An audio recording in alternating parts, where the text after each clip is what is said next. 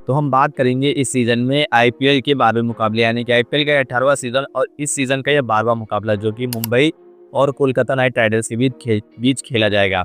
यह मुकाबला काफ़ी ज़्यादा रोमांच भरा हो सकता है। क्यों? क्योंकि मुंबई अपने दोनों ही मुकाबले हार करके आ रही है। वहीं कोलकाता नाइट राइडर्स अपना पहला मुकाबला तो भले ही हार गई थी, लेकिन दूसरी जीत के साथ साथ दूसरी जीत यानी कि दूसरे मुकाबले में, वहीं अब अपने हुए तीसरे मुकाबले में भी अपनी तीसरी यानी कि दूसरी जीत दर्ज करना चाहेगी। तो यह मुकाबला कोलकाता और मुंबई के बीच है। सबसे पहले हम बात करेंगे फैंटेसीज प्लेयरों की बात करेंगे, पिच रिपोर्ट थोड़ा सा देखेंगे, कौन से प्लेयर आपको फैंटेसीज में क्यों पिक करने हैं, हम उस पर सबसे ज़्यादा ध्यान देंगे। और प्लेइंग 11 क्या रहने वाली है, थोड़ा सा हम इस पर ध्यान देंगे, क्योंकि प्लेइंग 11 थोड़ा बहुत हो सकता है चेंज हो। वैसे तो ये कैप्टन्स के ऊपर डिपेंड करता है, लेकिन अब प्लेइंग 11 देखेंगे, क्योंकि हमारी फैंटेसीज प्लेइंग के लिए सबसे ज़्यादा मदद रहती है कि जो टीम्स की प्लेइंग 11 रहती है। तो चलिए अब हम बात करते हैं आज की इस मैच में मुंबई और कोलकाता नाइट राइडर्स के बीच जो कि मुकाबला होना है। इसमें वीडियो में ज़रूर तक लास्ट तक इसलिए बने रहिएगा क्योंकि आपको रीज़न दिया जाएगा जो आपके फैंटेसीज प्लेयर हैं इनको आपको क्यों पिक करना है। उससे पहले जब हम बता दें कि ये जो मैच होने वाला है ये कहाँ होगा, तो वानखेड़े के स्टेडियम में होगा, यानी कि मुंबई इंडियंस के होम ग्राउंड वानखेड़े के स्टेडियम में होना है। और यह मुकाबला मुंबई के लिए तीसरा मुकाबला रहेगा और वहीं कोलकाता नाइट राइडर्स के लिए भी ये तीसरा मुकाबला रहेगा। अब क्योंकि ये मुकाबला मुंबई इंडियंस के होम ग्राउंड में है, तो आप सभी को लग रहा होगा कि ये मुकाबला मुंबई इंडियंस के फेवर में है, लेकिन ऐसा नहीं है। दोनों टीमें अच्छी खासी स्ट्रॉन्ग दिख रही हैं। वहीं अगर हम पिच में बात कर रहे हैं जैसा, तो हम सबसे पहले देखेंगे पिच कैसी है। तो पिच बैटिंग टाइप है, यानी कि स्कोरिंग पिच रहेगी। फास्ट बॉलिंग के लिए स्विंग अच्छा खासा मिल सकता है, साथ ही साथ अगर स्पिन की बात करें तो टर्न थोड़ी बहुत देखने के लिए मिलेगी इस पिच में। हम आ जाते हैं अब अपने इस फैंटेसीज प्लेयर में, जो सबसे हमारा मेन पॉइंट है, यानी कि आप सभी का जो वीडियो देखने का मोटिव है वो है फैंटेसीज प्लेयर कौन से रहेंगे और कौन से लेने चाहिए, यानी कि कौन से प्लेयर्स के रिकॉर्ड अच्छे हैं और किस प्लेयर्स के रिकॉर्ड अच्छे नहीं है इस पिच में, या फिर बात करें एक दूसरे टीम्स के अगेंस्ट। तो हम सबसे ज़रूरी पॉइंट और सबसे महत्वपूर्ण पॉइंट में ध्यान देंगे फैंटेसीज प्लेयर। मुंबई और केकेआर के बीच मुकाबला है, सभी को पता है कौन से प्लेयर लेंगे। तो सबसे पहले हम चलते हैं मुंबई इंडियंस की तरफ। मुंबई इंडियंस का ये मुकाबला वानखेड़े यानी कि होम ग्राउंड है, तो रोहित शर्मा के लिए ये ग्राउंड काफ़ी अच्छा हो सकता है। इससे तात्पर्य है कि जो मुंबई इंडियंस के फैंस होंगे, यानी कि रोहित शर्मा के फैंस हैं, तो यहाँ पर आप ज़्यादा एक्साइटमेंट होकर के रोहित शर्मा को जल्दबाजी में पिक ऐसा मत कर लेना कि आप पिक कर लो और फिर कैप्टन नहीं कर दो। नहीं, यहाँ पर अभी और भी बहुत सारे प्लेयर हैं, ध्यान दीजिएगा। रोहित शर्मा ले सकते हैं, रोहित शर्मा का रिकॉर्ड अच्छा रहा है, लेकिन अभी फिलहाल की कुछ 5 मैचेस में अगर आप देखोगे रोहित शर्मा का रिकॉर्ड कुछ खास प्रदर्शन रहा नहीं है यहाँ पर, यानी कि 8 रन, 7 रन, 15 रन, 6 रन और 0 रन रहे हैं लास्ट, अगर आप 5 आईपीएल के सीजन देखते हो वानखेड़े के स्टेडियम में। लेकिन ये होम ग्राउंड है, तो हो सकता है कि रोहित शर्मा चले, और रोहित शर्मा अगर चलते हैं तो भी कुछ खास प्रदर्शन इनके बल्ले से देखने के लिए आप सभी को जरूर रूप से मिल सकता है। वहीं विल जैक्स और सूर्य कुमार यादव को लेना चाहिए। विल जैक्स को हो सकता है कि प्लेइंग 11 से बाहर रखें, अगर विल जैक्स को सब्स्टिट्यूट में रखते हैं तो आप विल जैक्स को अपनी फैंटेसीज में बैकअप प्लेयर के रूप में यूज कर सकते हो। वहीं सूर्य कुमार यादव का यहाँ पर सबसे ज्यादा काफी अच्छा रिकॉर्ड रहा है। सूर्य कुमार यादव की अगर मैं रिकॉर्ड्स की बात करूं तो आपको हम बताते हैं सूर्य कुमार यादव की 5 इनिंग्स, यानी वानखेड़े स्टेडियम की सबसे पहले बात करते हैं कि 5 वानखेड़े स्टेडियम की बात करें, सूर्य कुमार यादव के 48 रन है, 29 रन है, 0 रन है तीसरे मुकाबले में, वहीं चौथे मुकाबले में 23 और 5वें में 9। लेकिन अब हम आ जाते हैं आईपीएल में केकेआर के अगेंस्ट इस स्टेडियम में, तो 11 रन, 56 रन यानी 56 रन, तीसरी इनिंग में 43, चौथी इनिंग में 52, 5वीं इनिंग में 5 इनिंग, यानी कि आप अगर देखो तो 3 बार सूर्य कुमार यादव ने 50 की स्कोरिंग करी है, यानी कि केकेआर के अगेंस्ट इस स्टेडियम में सूर्य कुमार यादव का काफी अच्छा प्रदर्शन रहा है। रिकॉर्ड्स भी काफी अच्छे हैं, 12 इनिंग में 447 रन बनाई है यहाँ पर केकेआर के अगेंस्ट। तो आप सूर्य कुमार यादव को जरूर उससे पिक करें, क्योंकि सूर्य कुमार यादव अगर आप उनके पिछले मैचेस के रिकॉर्ड्स देखते हो तो वो काफी ज्यादा अच्छा परफॉर्म कर रहे हैं, यानी कि पिछले लगातार 2 मैचों से उनकी परफॉर्मेंस अच्छी रही है। तो तीसरे मुकाबले में गारंटी है कि उनकी परफॉर्मेंस अच्छी रही है, तो आपको जरूर रूप से यानी कि कंफर्म है कि आपको सूर्य कुमार को पिक करना चाहिए अपनी फैंटेसी प्लेइंग 11 में इस मुकाबले में, क्योंकि ये वानखेड़े का स्टेडियम रहने वाला है। वहीं हम बात करते हैं तिलक वर्मा की या फिर हार्दिक पांड्या की, तो तिलक वर्मा का भी काफी ज्यादा रिकॉर्ड अच्छा रहा है, तो तिलक वर्मा को आप ले सकते हो ऑलराउंडर में। हार्दिक पांड्या को भी आपको लेना चाहिए। तिलक वर्मा का जो बल्ला है वो कंफर्म रहेगा चल रहा है, यानी कि तिलक वर्मा यहाँ पर 50 रन की साझेदारी करेंगे ही करेंगे। तिलक वर्मा को आप सब नोट कर सकते हैं कि तिलक वर्मा यहाँ पर 50 रन की साझेदारी जोड़ेंगे, यानी कि 45 से 50 रन के बीच में तिलक वर्मा के जो बल्ले से है रन आएंगे ही आएंगे। इनकी रिकॉर्ड्स की बात करें तो 5 इनिंग में केकेआर के खिलाफ इन्होंने 110 रन बनाए हैं, तो तिलक वर्मा की आप परफॉर्मेंस देख सकते हो काफी अच्छी है, इनको जरूर पिक करिएगा मुंबई इंडियंस की तरफ से। यानी कि 2 आपको बैट्समैन जो है कि कंफर्म दिए गए हैं, आप पिक कर सकते हैं कौन से, सूर्या और तिलक वर्मा। विल जैक्स को आप ऑप्शनल रख सकते हैं, रोहित शर्मा के चांसेस नहीं है तो इनको ज़्यादा रिस्क मत लीजिएगा, इनको लास्ट ऑप्शन में रखिए कि अगर आपके प्लेइंग 11 में कुछ स्पेस बचती है तो आप रोहित शर्मा को रख सकते हैं या फिर बैकअप प्लेयर में रख सकते हैं। अब हम बात करते हैं हार्दिक पांड्या की। हार्दिक पांड्या बतौर ऑलराउंडर है, मुंबई इंडियंस के कप्तान भी हैं, तो यहाँ पर अगर आप हार्दिक पांड्या को पिक करते हो तो क्योंकि ये कैप्टन है टीम के और आप अगर इनको कैप्टन रखते हो तो आपको पॉइंट ज़्यादा मिलने के चांस है। वानखेड़े का स्टेडियम रहेगा, मैं बार बार वानखेड़े का स्टेडियम इसलिए कह रहा हूँ ताकि आप सभी को ध्यान रहे कि इस पिच में कौन से बैट्समैन या कौन से प्लेयर के चलने के चांसेस ज़्यादा है। तो हार्दिक पांड्या जैसा कि मैंने कहा पिछले 5 इनिंग में देखो तो इनके विकेट्स नहीं है और रन, यानी कि इनका बल्ला जो है रन भी बना रहा है और जो बॉल है वो विकेट भी दिला रही है, यानी टीम को काफ़ी ज़्यादा ये किफ़ायती साबित हो रहा है। 14 इनिंग्स में इनके 395 है केकेआर के अगेंस्ट, वहीं 44 रन है इनकी एक इनिंग में और 13 विकेट लिए हैं इन्होंने 14 इनिंग्स में, यानी कि 14 इनिंग्स में इन्होंने 13 विकेट लिए हैं केकेआर के खिलाफ। यानी कि बॉलिंग लाइनअप इनकी अच्छी रहेगी, बॉलिंग में इनका कंट्रोल अच्छा रहेगा तो ये विकेट भी लेंगे और रन भी बनाएंगे। तो हार्दिक पांड्या को आप जरूर रूप से पिक कर सकते हैं। नमन धीर यहाँ पर ड्रॉप कर दीजिएगा क्योंकि नमन धीर जो यहाँ पर है कुछ खास परफॉर्मेंस नहीं करेंगे, फ्लॉप होने वाले हैं। इनका ना तो पहले का रिकॉर्ड अच्छा था, ना वानखेड़े स्टेडियम में रिकॉर्ड अच्छा है, नहीं केकेआर के अगेंस्ट कोई ज़्यादा खास इनका रिकॉर्ड है। और साथ ही साथ आप यहाँ पर बॉलर्स को यानी कि और भी ज़्यादा ड्रॉप कर सकते हैं। अब हम आ जाते हैं इनके मेन बॉलर्स में मुंबई इंडियंस के। तो कौन से बॉलर्स हैं जिनको आप पिक करना चाहिए, आप अपनी इच्छा अनुसार पिक कर सकते हैं। हम आपको रिकॉर्ड बता रहे हैं।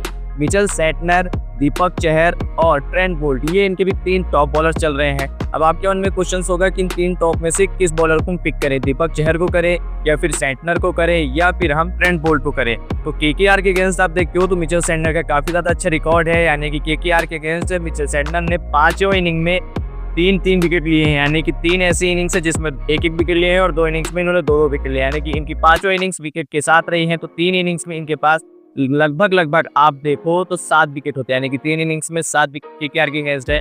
आपको 2+ विकेट्स केकेआर के लिए दिला करके जाएंगे, केकेआर के सामने दिला करके जाएंगे मुंबई इंडियंस की तरफ से। तो केकेआर में इनको जरूर लीजिएगा। और अगर आप दीपक चहर को ले रहे हैं तो यहाँ पर आप इनको वॉइस कैप्टन रख सकते हैं मुंबई इंडियंस की तरफ से। क्यों रख सकते हैं वॉइस कैप्टन, क्योंकि केकेआर के अगेंस्ट सबसे अच्छा रिकॉर्ड है मुंबई इंडियंस की तरफ से बॉलिंग लाइन में। अभी फिलहाल तो दीपक चहर केकेआर के खिलाफ खेलेंगे मुंबई इंडियंस की तरफ से। पहले केकेआर चेन्नई की तरफ से, माफ करिएगा, दीपक चहर चेन्नई की तरफ से खेलते थे।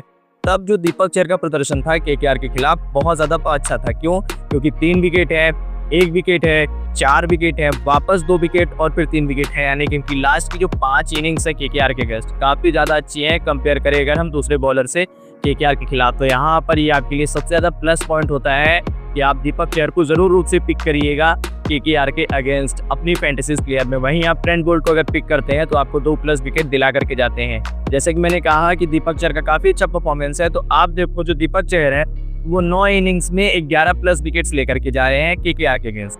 वहीं अगर आप ट्रेंट बोल्ट की बात करते हो तो इनके पास भी 10 इनिंग्स में 13 विकेट, यानी कि दोनों बॉलर काफी अच्छे हैं, फास्ट बॉलर हैं। वानखेड़े स्टेडियम में भी इनका रिकॉर्ड अच्छा है। वानखेड़े स्टेडियम में ही मैं जो सारे रिकॉर्ड्स आपको बता रहा हूँ, तो वानखेड़े स्टेडियम में केकेआर के अगेंस्ट के सारे रिकॉर्ड्स हैं। तो वानखेड़े स्टेडियम में केकेआर के अगेंस्ट जो कि ट्रेंट बोल्ट मुंबई इंडियंस तरफ से ज्यादा खेलते थे, इनके पास भी 10 इनिंग में 13 विकेट है केकेआर के खिलाफ। तो यानी कि आप इनको भी पिक कर सकते हो, ये भी काफी ज्यादा अच्छा प्रदर्शन करेंगे।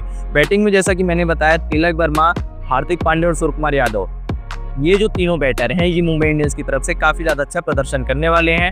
वहीं आप बिल जैक्स और रोहित शर्मा को ऑप्शनल रख सकते हैं कि अगर आपके पास अगर जगह बचती है, आप दूसरे प्लेयर्स को पिक करने में आपको लगता है कि नहीं लिख सकते हैं, या फिर आप उनकी जगह पर दूसरे प्लेयर्स को पिक करो और फिर आपके पास ऑप्शनल बच रहे हैं, या फिर आप अपने ऑन रिस्क में ले सकते हैं। रोहित शर्मा की जो फैंस है रोहित शर्मा को लेना चाहते हैं, वॉइस कैप्टन बनाना चाहते हैं, कैप्टन वॉइस कैप्टन की जगह पे रोहित शर्मा बिल्कुल सुटेबल नहीं रहेंगे, तो आप प्लीज रोहित शर्मा को मत लीजिएगा।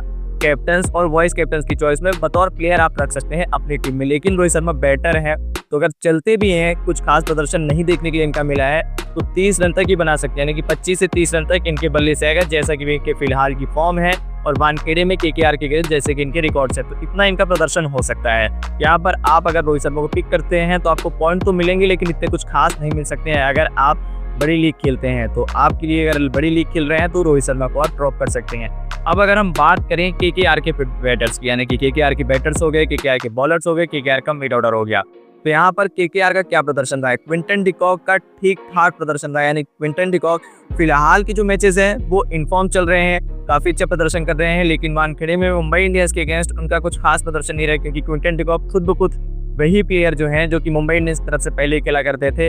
अभी फिलहाल 2 से 3 सीजन उन्होंने लखनऊ की तरफ से खेला, फिर लखनऊ के बाद केकेआर की तरफ से खेल रहे हैं।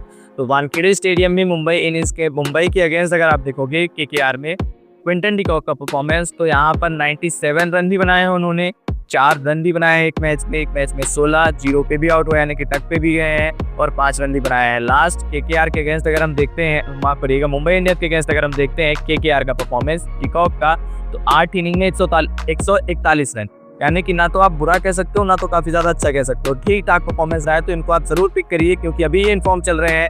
तो ये अगर वानखेड़े में केकेआर की तरफ से मुंबई इंडियंस के अगेंस्ट मारते हैं और चलते हैं तो ये 50+ गारंटेड है जाएंगे। तो आपको क्विंटन डिकॉक को पिक करना चाहिए क्योंकि ये विकेट कीपर भी हैं, तो आपको कट दिला करके जाएंगे, इनके पास कैचेस भी आएंगे, इनको स्टंपिंग का भी मौका मिलेगा, साथ ही साथ ये रन भी बनाएंगे। तो आपको ये तीनों तरीके से पॉइंट दिलाते हुए जा रहे हैं, तो आपको जरूर रूप से पिक करना चाहिए केकेआर से क्विंटन डिकॉक को।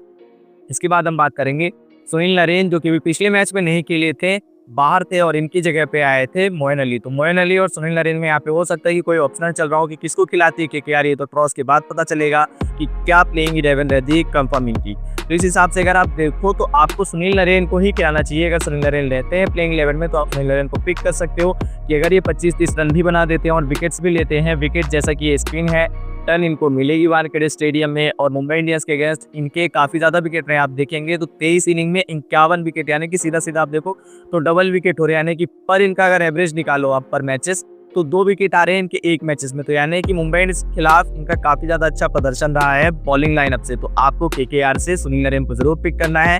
रन भी ये बनाएंगे, इनकी सेकंड इनिंग रहेगी यानी कि तरफ से दूसरा मैच, और दूसरी इनिंग में इनको बैटिंग मिलनी है।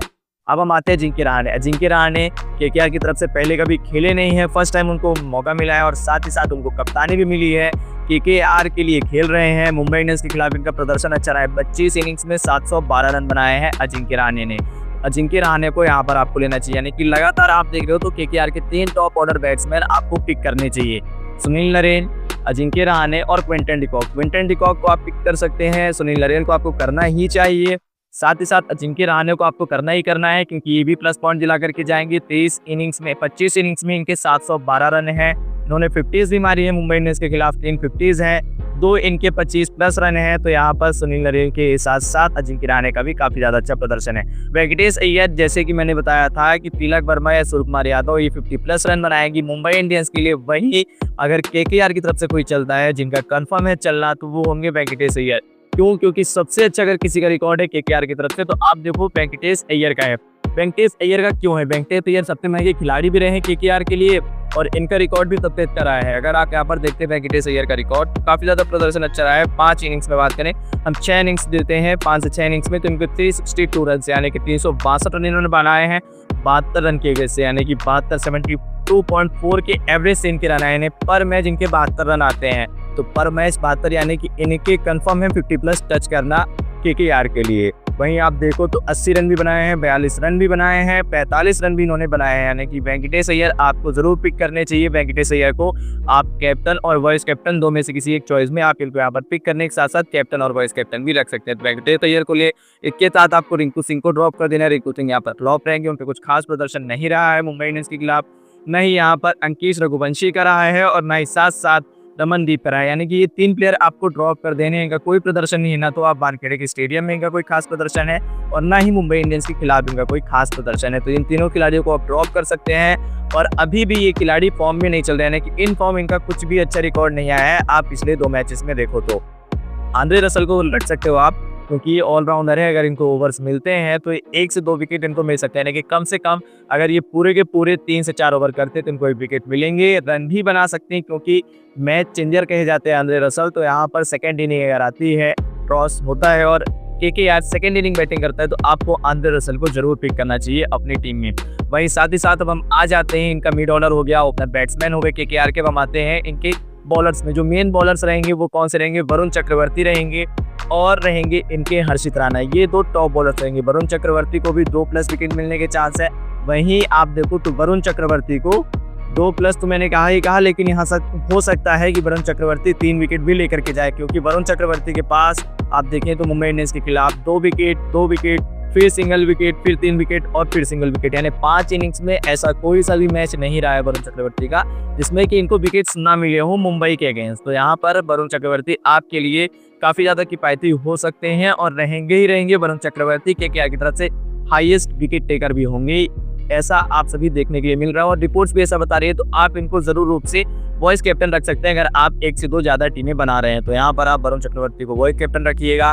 हर्षित राणा यहाँ पर आपको 2+ विकेट दिलाएंगे, यानी कि विकेट मिलने को कंफर्म है, कम से कम 2 विकेट इनके खाते में आएंगी। वैभव अरोड़ा ठीक ठाक चल सकते हैं, इनको कुछ विकेट्स मिल सकते हैं। 3 इनिंग्स में इनके 1 ही विकेट है, तो इनका कुछ खास प्रदर्शन भी नहीं रहा है और ना ही मुंबई इंडियंस के खिलाफ इनका कुछ खास प्रदर्शन रहा है। तो ना स्टेडियम ना तो मुंबई टीम के खिलाफ, दोनों के खिलाफ इनके कुछ खास रिकॉर्ड्स नहीं रहे।